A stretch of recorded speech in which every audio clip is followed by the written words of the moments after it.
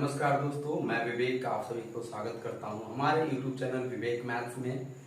तो हम आज तीसरा दिन आपको दिख रहे होंगे YouTube पे, क्योंकि मैंने 2 क्लास पहले से अपलोड कर चुका हूं। और पहला क्लास जो था, पहला जो हमारी बातें थी आप लोगों से, इंट्रोडक्शन का अपना परिचय दिया था और कुछ मैथ्स के बारे में बताया था कि किस प्रकार से पढ़ना चाहिए और क्या पढ़ना चाहिए।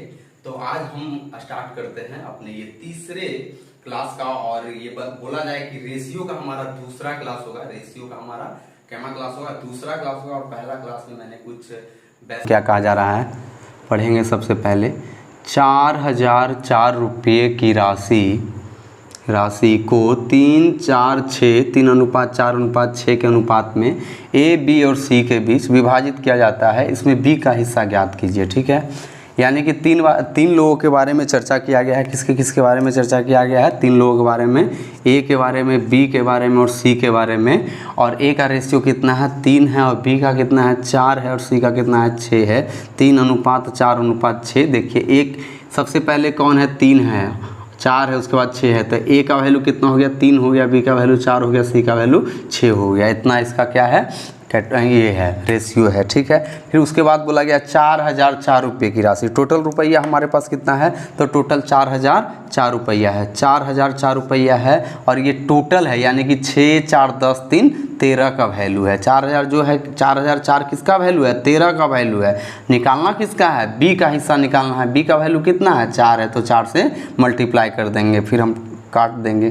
13 × 39, 1 बचा, फिर यहाँ पर 1 बचा तो क्या हो गया? और 10, यानी कि फिर नहीं कटेगा। तो 13 सत्ते कितना होता है? 13 78, 63 91, 13 8 चलो तल से, यानी कि 308 हो गया। और हमको करना क्या है? 4 8 32 के 2 हाथ में 3 यहाँ पर हो जाएगा। और 4 3 12, यानी कितना हुआ? 1232 रुपया। और 1232 रुपया हमारा कौन ऑप्शन है? ए में ऑप्शन है। और ये हमारा सही आंसर है। ठीक है दोस्तों, कुछ नहीं किया गया, सिंपल क्वेश्चन था, आप लोग करके खुद से देख सकते थे। और आज का अगला क्वेश्चन देखेंगे दोस्तों। आज का अगला क्वेश्चन क्या कहा जा रहा है? देखिए, यहाँ पर बोला गया है यदि 2x = 3y = 5z है तो x अनुपात y अनुपात z बराबर है। ठीक है, ये क्वेश्चन पूछा जा रहा है। इससे पहले हम थोड़ा सा आपको कुछ बताना चाहते हैं। जैसे कि अगर पूछा जाए आपसे पूछा जाए कि 3x = 5y, 3x = 5y। ठीक है, तो क्या होगा? एक बात ज़िंदगी में याद रखिए, एक बात जीवन में हमेशा याद रखिए, जो चीज़ मेरे पास होता है उसका कोई वैल्यू नहीं होता है। ठीक है, मेरे पास कोई भी स्किल है तो हमको उसका कद्र हमको नहीं होता है। और अगर किसी दूसरे के पास है तो लगेगा करे यार उसके पास बहुत बढ़िया चीज़ है। तो हमारे पास जो भी होता है उसका कोई वैल्यू नहीं होता है। जो दूसरे के पास होता है ना, उसका लगता है कि उसके पास बहुत ज़्यादा बढ़िया चीज़ है और उसका वैल्यू हमको समझ में आता है। ठीक है, और क्या होगा? तो x बराबर हम डायरेक्ट कह सकते हैं 5 होगा। क्यों? क्योंकि x किसके साथ है? तो 2 के साथ है। हम अभी क्या बोले कि जो भी मेरे साथ होगा उसका हमको कोई वैल्यू पता नहीं चलता है, दूसरा के पास है तो उसका हमको वैल्यू पता चलता है। ठीक है, तो x के साथ 2 है तो इसका वैल्यू हमको नहीं है। तो x किसके साथ नहीं है? तो 5 के साथ नहीं। तो x क्या होगा? 5 के बराबर होगा। y के साथ 5 है तो y 5 के बराबर नहीं होगा, y बराबर क्या हो जाएगा? 2 हो जाएगा। अब कैसे होगा देखिए बताते हैं। जैसे कि 2x = 5y किए थे, हम x को इधर ही रहने देते हैं। ठीक है, x को इधर ही रहने देते हैं और y इधर गुना में इधर करते हैं बटा y बराबर क्या हो जाएगा? 5 हो जाएगा। बटा कितना हो जाएगा? 2 इधर गुना में इधर जाएगा तो भागा में हो जाएगा। तो x बराबर निकल कर कितना आया? तो x बराबर निकल के आया 5 और y बराबर कितना निकल के आया? 2। देखिए x किसके साथ है? तो 2 के साथ है। तो x 2 के साथ है, लेकिन x का वैल्यू कितना आया? 5 आया। y किसके साथ है?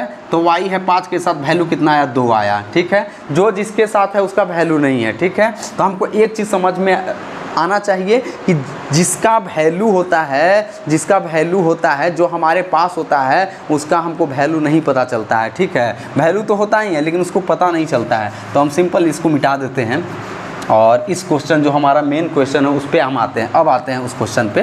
देखिए, जैसे कि बोला गया है 2x = 3y = 5z। हम बोलेंगे कि x अनुपात y अनुपात z निकालना है। ठीक है, x अनुपात y अनुपात जेड निकालना है।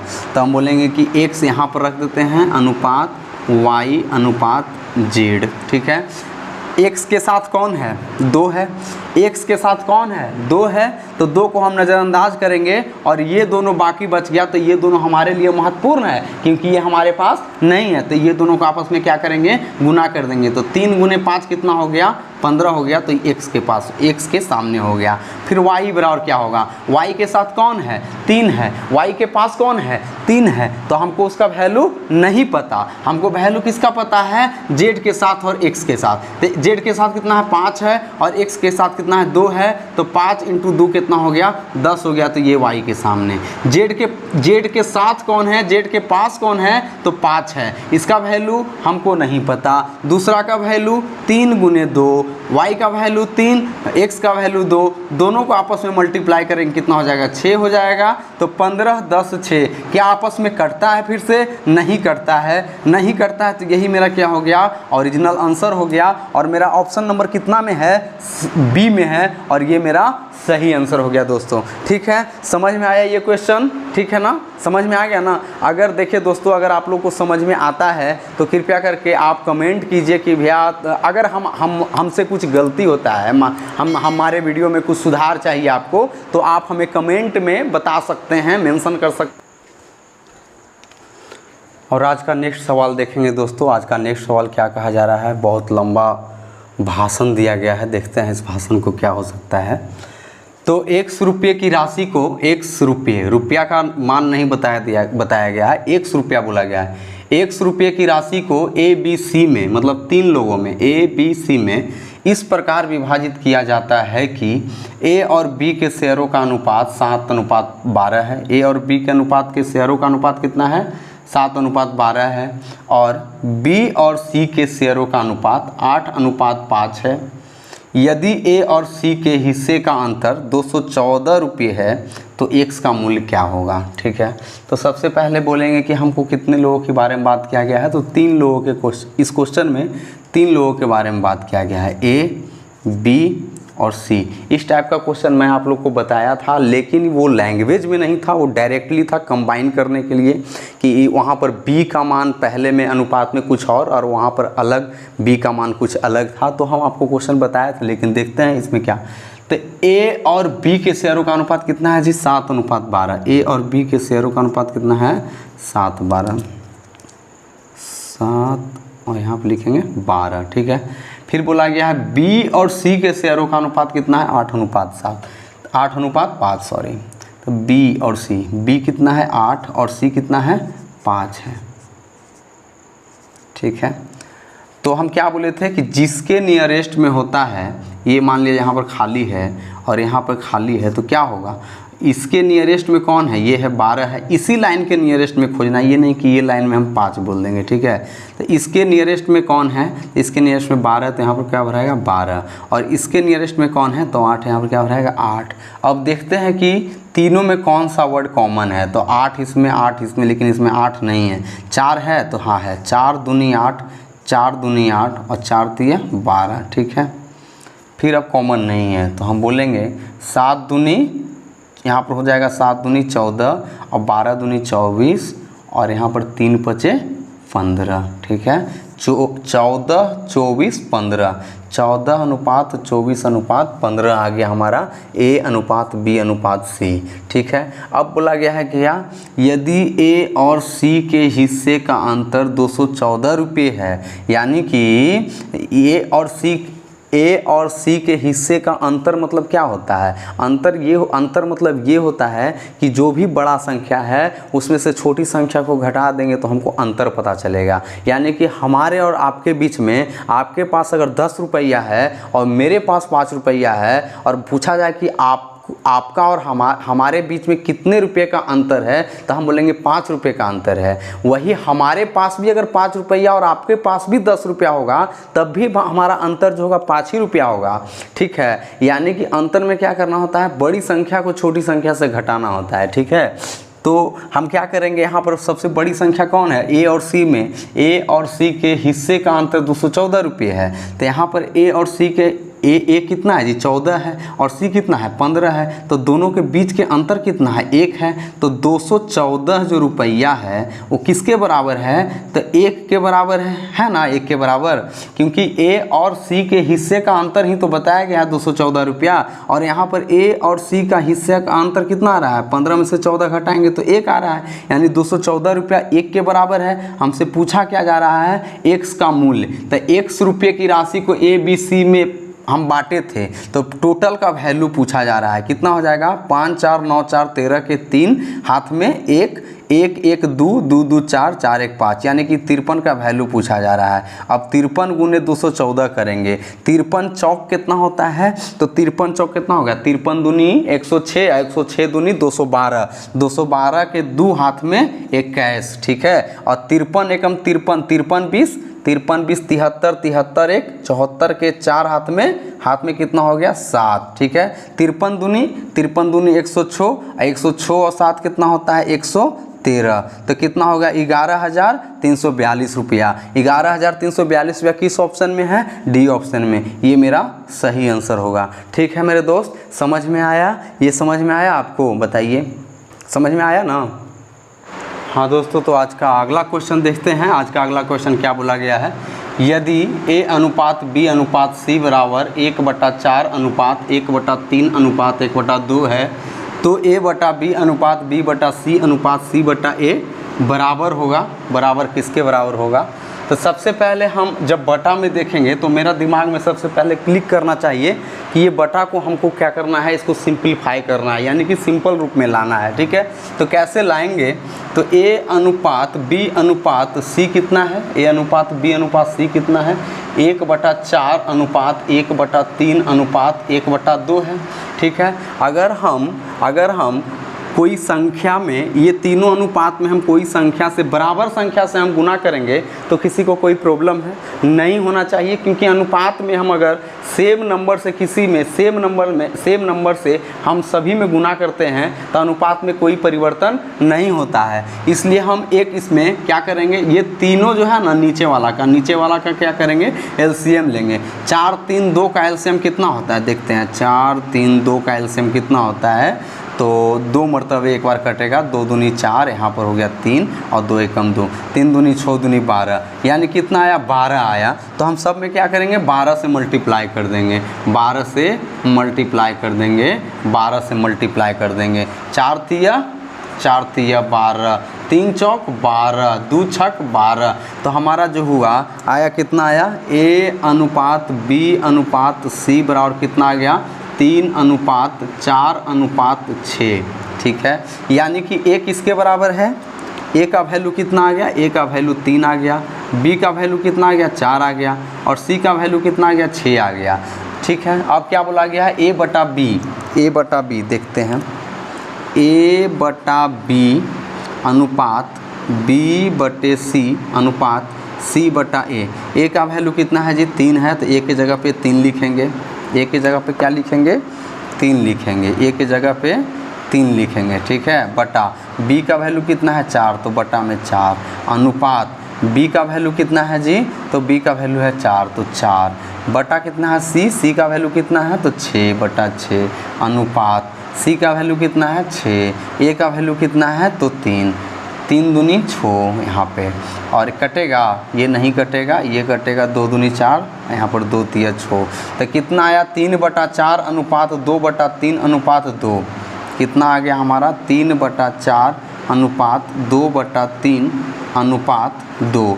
अब हमको क्या करना है, नीचे वाले संख्या को क्या करना है, काट देना है। 4 3 का एलसीएम कितना होता है 12 होता है, तो सब में हम फिर से 12 से मल्टीप्लाई कर देंगे, 12 से मल्टीप्लाई कर देंगे, ठीक है। ये अनुपात यहाँ पर था, ये अनुपात, ठीक है।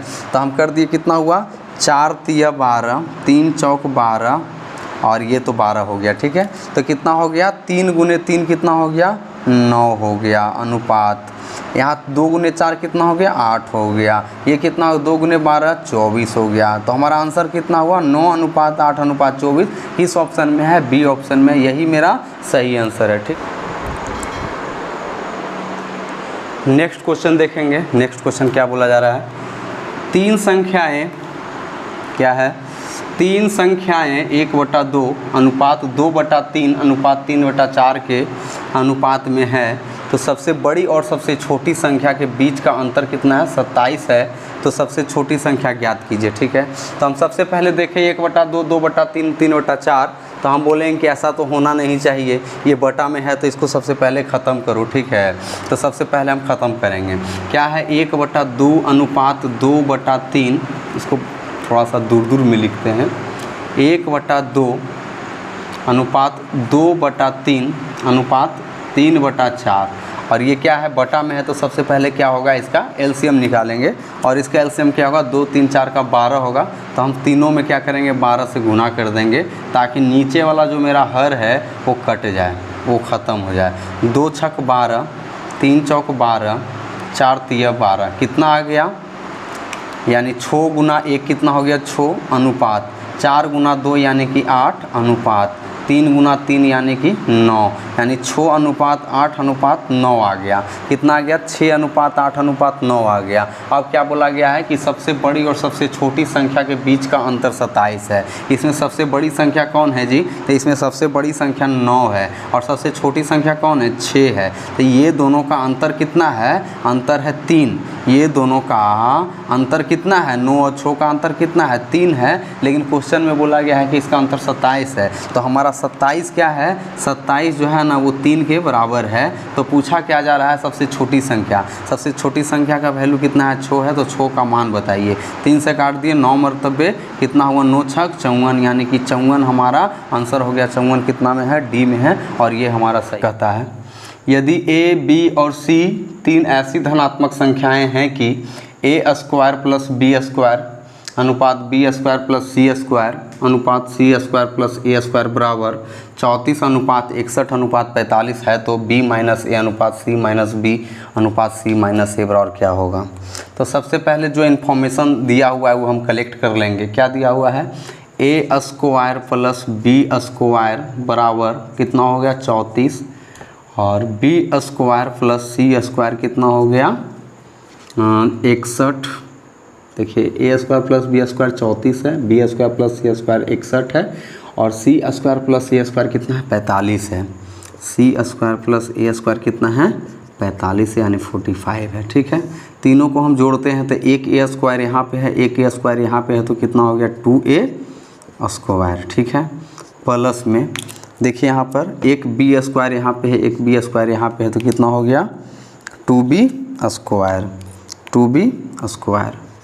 2b² प्लस एक यहाँ पे देखिए, एक यहाँ पे बोला गया है c², एक यहाँ पे c², तो कितना? 2c² बराबर, ये तीनों को जोड़ेंगे तो कितना हो जाएगा? 4 1 5 5 5 10 के 0, हाथ में 1, 4 6 10 10 3 13 1 14, यानी 140। ठीक है, यानी 2a² plus 2b² plus 2c² बराबर कितना हो गया? 140 हो गया। ठीक है, तो अब हम यहाँ पर 2 क्या करेंगे? कॉमन लेंगे, तो कितना हो जाएगा? a² plus b² plus c² बराबर 140। यहाँ 2 से काट देंगे 70 मरतबे। ठीक है, तो a² plus b² plus c² कितना आया? 70 आया। ठीक है, a² plus b² plus c² कितना आया? 70 आया। अब बताइए पूछा क्या जा रहा है? b minus A, c minus B, c minus A निकालना है। ठीक है, तो सबसे पहले ये स्क्वायर में है, तो a² प्लस b² कितना है? 34 है। देखिए यहाँ पे a² प्लस b² 34 है, a² plus b² plus c² बराबर 70 है। तो a² प्लस b² यहाँ पे हम 34 रखेंगे, तो c² बराबर क्या हो जाएगा? c² बराबर हो जाएगा 70 माइनस 34। 70 माइनस 34 कितना होता है? 10 में से 4 गया तो 6, और यहाँ पर 6 में से 3 गया तो 3, यानी कि c² बराबर 36 हो, तो c बराबर क्या हो गया? 6 हो गया। c बराबर कितना आया? 6 हुआ। ठीक है, अब आगे क्या है? देखिए a² plus b² plus c² बराबर दिया हुआ है कितना? 70 दिया हुआ है। a² plus b² plus c² हम 70 निकाल के लाए हैं, ठीक है। फिर बोला गया यहाँ पर दिया हुआ है B square plus C square 61, तो हम बोलेंगे ना कि B square plus C square 61 इसके बदले में हम रख देते हैं। तो ए स्क्वायर बराबर कितना हो जाएगा, 70 माइनस 61 कितना हो जाएगा, 9 हो जाएगा। तो ए बराबर कितना हो गया, ए बराबर 3 हो गया। सी बराबर 6, ए बराबर 3, ठीक है। अब आगे देखते हैं आगे क्या बोला गया है।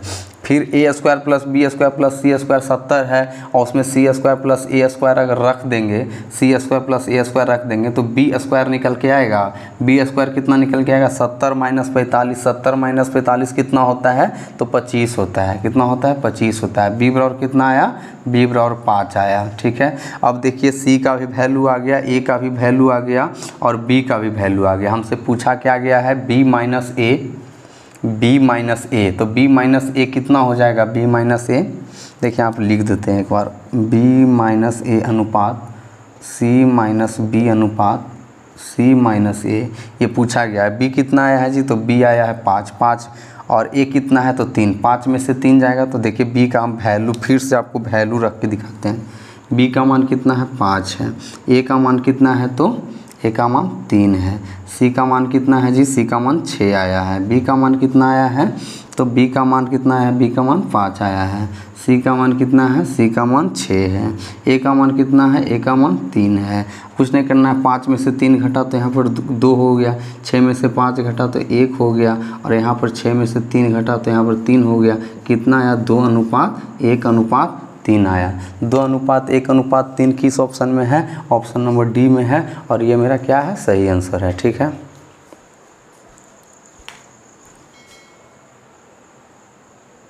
आज का अगला क्वेश्चन देखेंगे। तो अगला क्वेश्चन क्या बोला गया है, यदि ए अनुपात बी 2:5, बी अनुपात सी 4:7, सी अनुपात डी 9:14, तो ए बी सी डी कितना है, ठीक है। 4 लोगों के बारे में बोला गया है, 4 लोगों के, ए बी लिखेंगे, A B C D. A B कितना है जी, 2:5, तो ए बी के सामने लिख देंगे 2:5, ठीक है। फिर क्या बोला गया, बी अनुपात सी कितना है, 4:7, तो हम एक लाइन छोड़ के लिखेंगे 4, बी के सामने 4, सी के सामने 7, 4:7।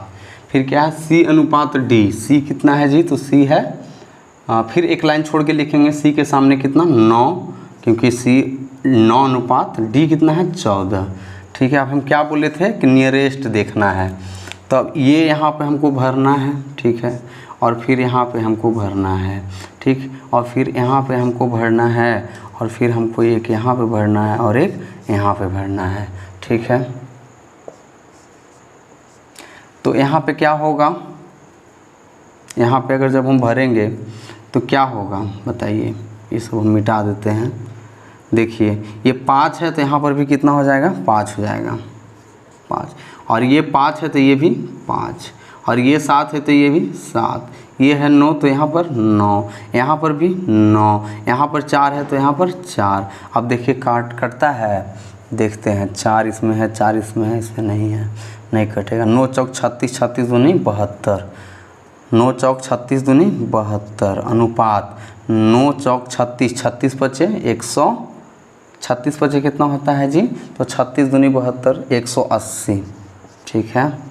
9 सते 63, 63 पचे 315, ठीक है।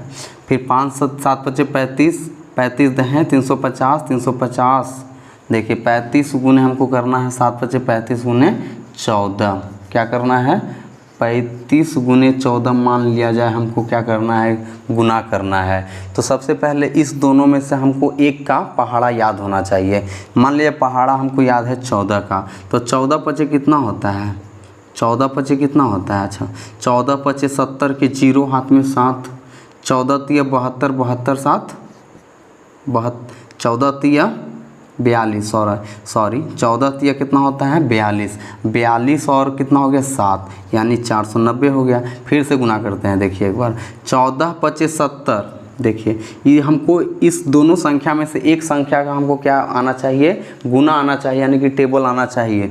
14 पचे कितना होता है 70 के 0 हाथ में 7, 14 तिया 42, 42 7 49, तो कितना हो गया 490। अंतिम में मेरा कितना आएगा 490, तो यहाँ पे 490 लिखेंगे। 72 अनुपात 180, 315 490, 72 180 315 490, 72, यही सही हो गया, बी नंबर ऑप्शन। ठीक है, ठीक है दोस्त, ये मेरा सही आंसर हो गया। हाँ दोस्तों, तो आज का सेशन का हम लास्ट क्वेश्चन देखेंगे। लास्ट क्वेश्चन क्या बोला गया है? लास्ट क्वेश्चन है, यदि x अनुपात y बराबर 6:5, y अनुपात z बराबर 9:4 और z अनुपात w बराबर 2:3 है तो, यहाँ पर है छूट गया है, सॉरी, यहाँ पे है लगा लीजिए, है तो x अनुपात z अनुपात w क्या होगा? ठीक है, दिया गया है 4 लोग और पूछा गया है 3 का मतलब रेशियो। ठीक है, किसी प्रकार का कोई दिक्कत नहीं है, जो जो दिया गया है सबसे पहले उसको हम लिखेंगे। यहाँ पे क्या लिखेंगे? x लिखेंगे, y लिखेंगे, z लिखेंगे और क्या है w है तो w लिखेंगे। x अनुपात y कितना है? 6:5, तो x के सामने क्या लिखेंगे? 6 लिखेंगे, y के सामने क्या लिखेंगे? 5 लिखेंगे। ठीक है, फिर क्या है? y अनुपात z 9:4, y कितना है? 9 और z कितना है? 4, तो एक लाइन छोड़ के उसी में नहीं लिखेंगे। ठीक है, एक लाइन छोड़ के लिखेंगे। फिर क्या है? z अनुपात w, z का वैल्यू कितना है? तो z का वैल्यू कितना है जी? z का वैल्यू 2 है और w का वैल्यू कितना है? 3 है। ठीक है, यहाँ पर अनुपात, यहाँ पर अनुपात, यहाँ पर अनुपात, यहाँ पर क्या है? अनुपात, और यहाँ पर क्या है? अनुपात। ठीक है, और देखिए हम क्या सीखे थे? नियरेस्ट का हमको भरना है। 5 है इसका नियरेस्ट, तो 5, यहाँ पर क्या होगा? इसका नियरेस्ट कौन होगा? 5, यहाँ पर नियरेस्ट कौन है? 4, यहाँ पर नियरेस्ट कौन है? 2, यहाँ पर नियरेस्ट कौन है? यहाँ पे 9, यहाँ पे नियरेस्ट कौन है? 2। भर दिए, सब कुछ फिल हो गया। अब हम इस लाइन से अगर चारों में अगर हमको कॉमन हो जाता है उसको हम क्या करेंगे? काट देंगे। ठीक है, तो 2 से 2 कट, 2 कट गया, यहाँ पर 2 कट गया, यहाँ पर 2 मरतबे कट गया। ठीक है, तो इसमें 5 है, इसमें 5 है, इसमें 5, इसमें 5 नहीं है, इसमें 9 है, इसमें 9 है, इसमें 9 नहीं है, तो नहीं कटेगा। अब 9 छक कितना होता है? 9 छक 54, अनुपात 9 पचे 45, अनुपात 5 चौक 20, अनुपात 5 दूनी 10 दिया 30। तो हमारा क्या आया? x y z w का आया 54, 45, 20, 30। लेकिन पूछा हमसे क्या जा रहा है? x z w, x z w, x का वैल्यू कितना है? x का वैल्यू 54 है। z का वैल्यू कितना है सर? तो z का वैल्यू 20 है। w का वैल्यू कितना है? तो 30 है। हम देखेंगे कटेगा, कट जाता है। यहाँ पर कितना? 27, यहाँ पर कितना? 10, यहाँ पर कितना? 15, तो 27, 10, 15। अब फिर कट रहा है? नहीं कट रहा है, तो ये हमारा क्या हो गया? सही आंसर हो गया, बी नंबर। ठीक है मेरे दोस्त, तो बताइएगा आज का क्लास आप लोगों को कैसा लगा, और आप लोग कमेंट करके बताइएगा कि हम और क्या बढ़िया कर दे आप लोगों के लिए, किस प्रकार से, और इसके बाद हम कौन सा चैप्टर आप लोग को पढ़ाएं।